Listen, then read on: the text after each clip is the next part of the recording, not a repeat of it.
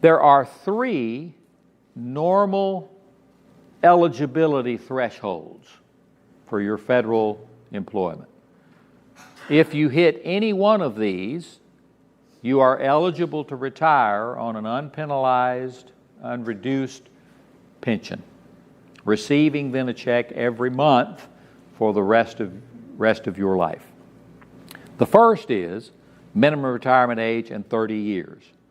Now, to be clear, sometimes I've heard people ask or anticipate, when I get my 30 years in, I'm gone. Well, that may or may not be true.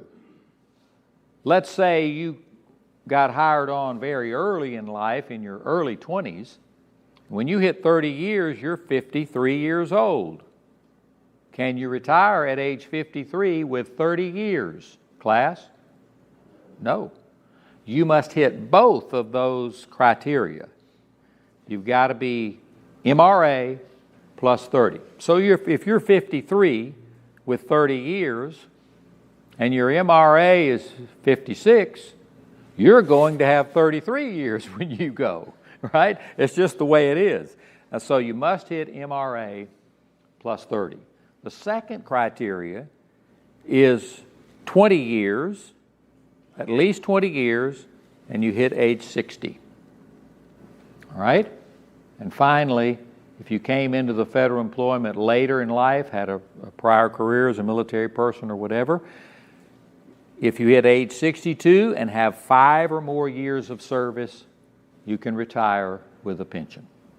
All right? Those are your 3 eligibility criteria. There are no special provisions in this room. They can actually retire a little bit earlier at age 50 or age 55, depending on the years of service. All right? There is another retirement provision that is less talked about and less used, but I need to let you know what it is in case this would be a need that you have sometime in the future. It's called MRA plus 10. Now follow this logically, and it'll make sense, and we'll talk about the different specifics of this provision. MRA plus 10 says this: if I have hit minimum retirement age, but I do not have 30 years, which is the typical criteria. I've hit MRA, I do not have 30, but I have more than 10. Therefore, MRA plus 10.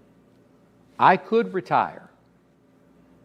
However, for every year prior to age 62 I've retired, there's a 5% penalty.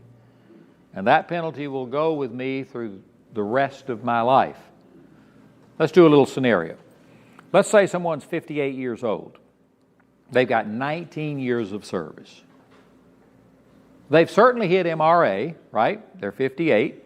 They do not have 30. They've got 19 years, but they have more than 10. Something happens that mandates or necessitates them to retire. Perhaps it's caring for a sick child that's gotten leukemia or cancer. Maybe it's an aging parent that just really needs their help.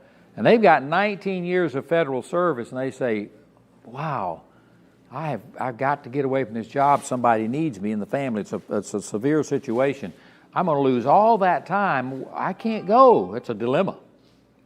This provision would allow them to retire and get some sort of pension, though it's not preferable because you're going to incur, for that person that's 58, 4 years before age 62, they would incur a 20% penalty for the rest of their life. That's steep, isn't it? They would lose the SRS. That's the supplement. We'll talk about that later. It's a little bit of gap money that OPM is going to send you because you've retired before age 62. Now, I will say that when people retire this way, many times they will postpone the receipt of their pension. Let it grow or let it sit there until they hit the next eligibility criteria. Now, in that postponement period, you lose your health benefits, you lose other of the federal benefits, but you can pick them back up when you hit an eligibility. For instance, in our analogy there, the federal employee that's 58 years old with 19 years couldn't go at 60 because it hadn't hit 20 years yet.